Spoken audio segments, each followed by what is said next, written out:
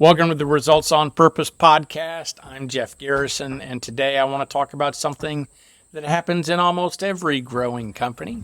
We promote our best doers, the person who never misses a detail, the one who can be trusted to just get it done, and we hand them a team. And then sometimes we're surprised when they have some challenges adjusting to management.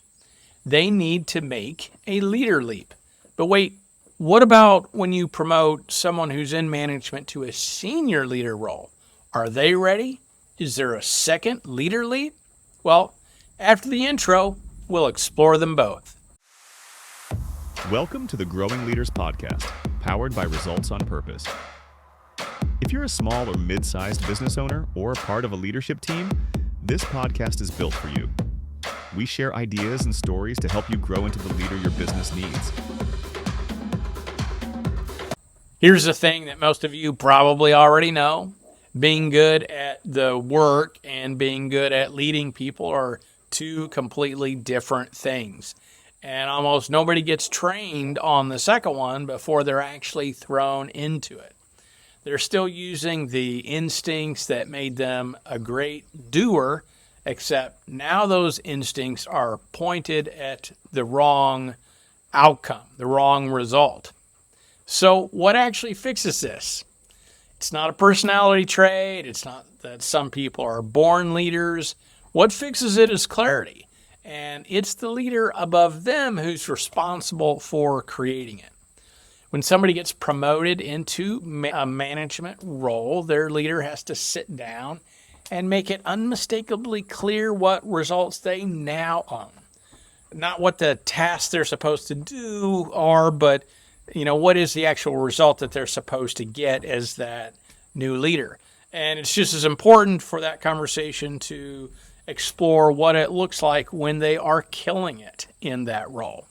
At a Results on Purpose company, that conversation runs through the same few things every time. First, the manager, like all employees, has to be clear on the mission and the mindset, not what's on the wall in a poster, but something that they can actually explain and live out with their own team.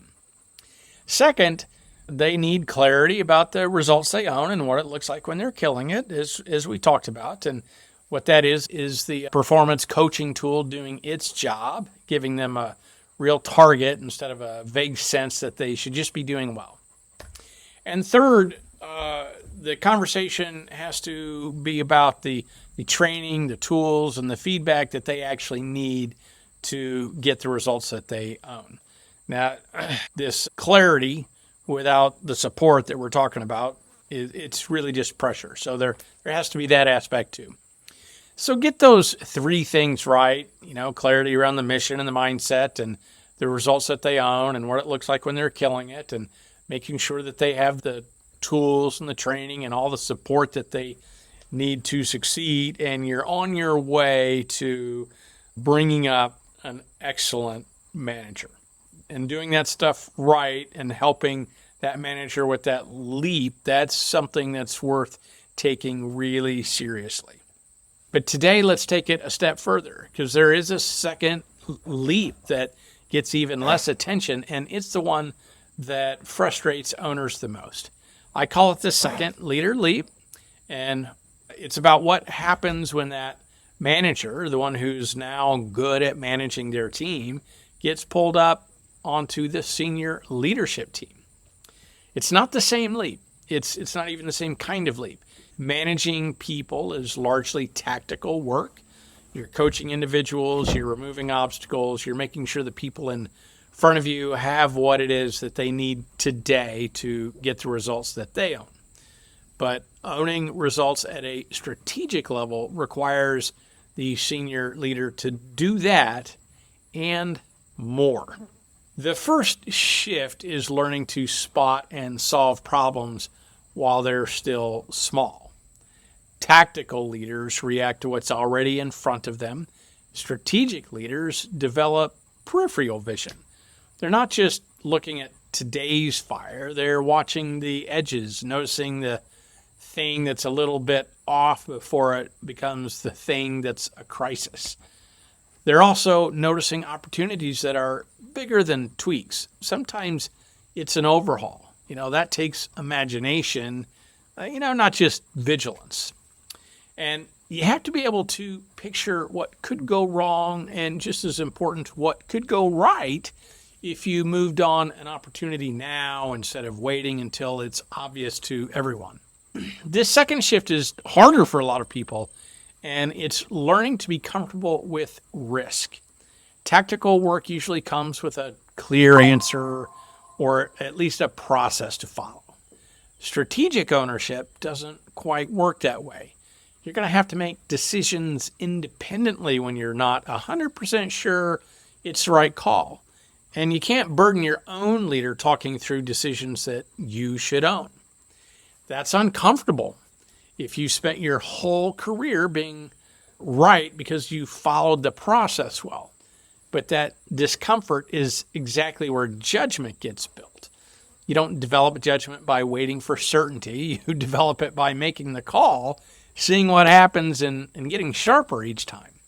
Now, here's where I want to turn this around a little bit, because so far I've been describing what the new senior leader has to develop, but none of that happens in a vacuum.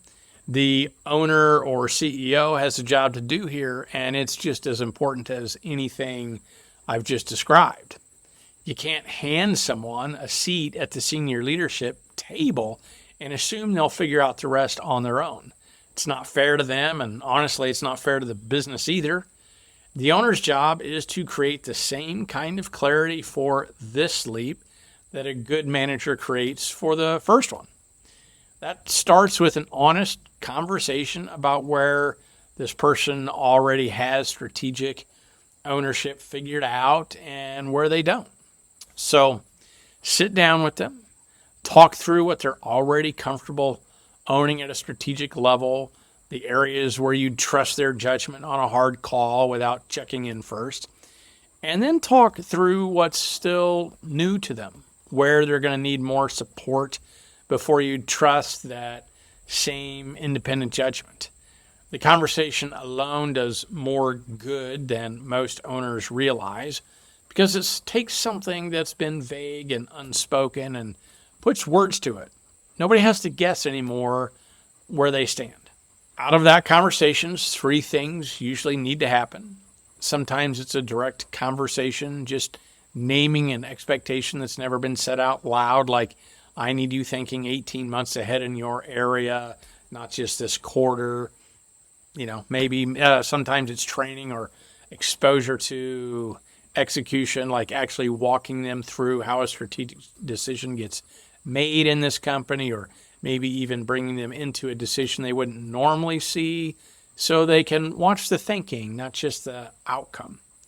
And sometimes it's mentorship, an ongoing relationship where they can bring you the half-formed problem or the decision they're not sure about, and you help them work through the judgment call instead of just giving them the answer. The last one actually matters more than you think. If you only ever hand your new senior leaders finished answers, you're training them to keep asking. If you walk through your thinking with them, you're training them to think that way themselves. That's the whole point of mentorship at this level. You're not trying to keep making the call for them forever. You're trying to close the gap until they don't need you to make the call. Let me step aside and tell you about a particular leader on a leadership team that I have been coaching for years now. When we began in that first meeting, they had about 14 people in the room, every title you'd expect at a company this size. And this particular company was already doing 8 figures in annual revenue. But here's the thing that surprises people a lot when I tell this story.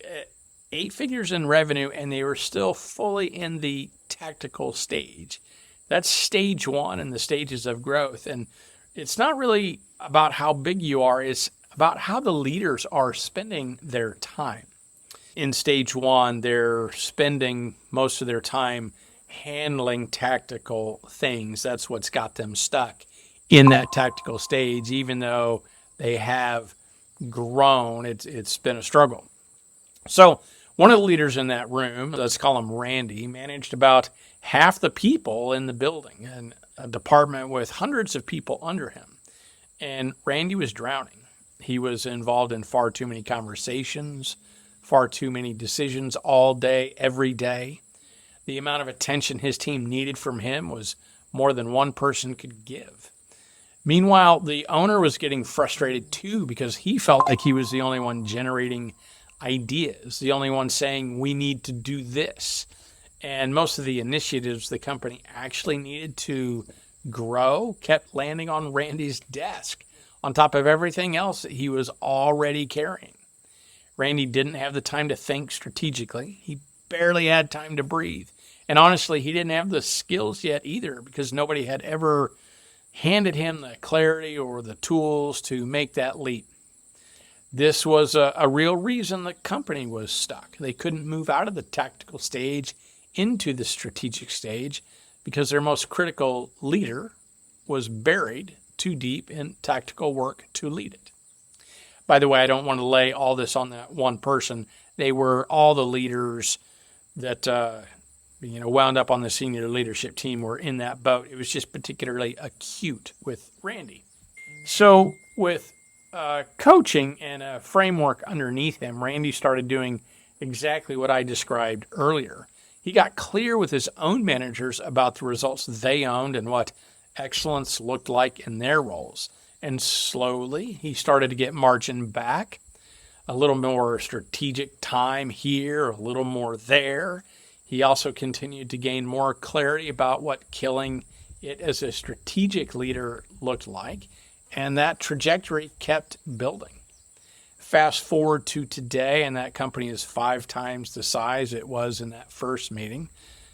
I sit in quarterly planning sessions with this leadership team now, and it's genuinely fun to watch. Somebody, maybe the owner, maybe another leader, will throw an idea out, and Randy will just lean back and say something like, hey, that's a good idea. Let me share what we're already working on. More often than not, he's already 3 steps ahead, walking in with ideas and initiatives his own team has already vetted before anyone else even raised them.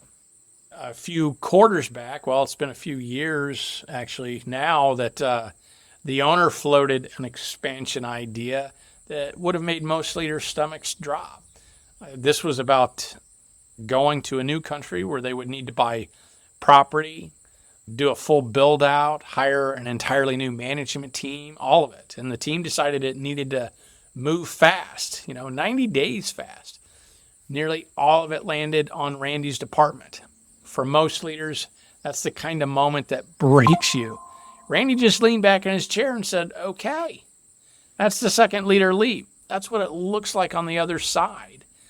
Now, here's the question that's probably sitting underneath all of this. If the owner or CEO is supposed to do all this, the honest conversations, the clarity, the mentorship, where did they learn how to do it? Because most of them didn't. Most owners got to the top the same way everyone else did, by being a great doer and then by being a great manager, and eventually they start their own business, and nobody sat them down and mentored them through what it looks like to develop other people's judgment. They're being asked to hand down something that they probably never received. That's not a knock on any owner. It's just the reality of how most companies grow. And it's exactly why having an outside framework and someone to walk through it with makes such a difference. You shouldn't have to invent this from scratch, and you shouldn't have to be the one person in the building who already has all the answers. That's what a good business coach and a real leadership framework are for, giving you the structure and the outside perspective to build the kind of clarity that maybe you never got yourself. So here's what I'll leave you with. If you've got someone crushing it as a manager and you're thinking about pulling them up to the senior leadership table, don't assume the first leap prepared them for the second leader leap. It didn't. And don't assume you already know how to walk them through it either, if nobody ever walked you through it. Are you actually preparing your people for the second leader leap, or are you just hoping they figure it out the way that you did? All right, so if any of this stuff resonates with you as a business owner, and you might be curious what it looks like to work with a coach, visit our website at results.com, learn a little bit, and perhaps we can have a conversation. Also, if this conversation resonates with you and you would like to be the one helping senior leadership teams through things like this and many others, perhaps we have an opportunity for you as well. Go to resultsonpurpose.com and go to the Become a Coach page and check out what we have to offer. Until next time, adios.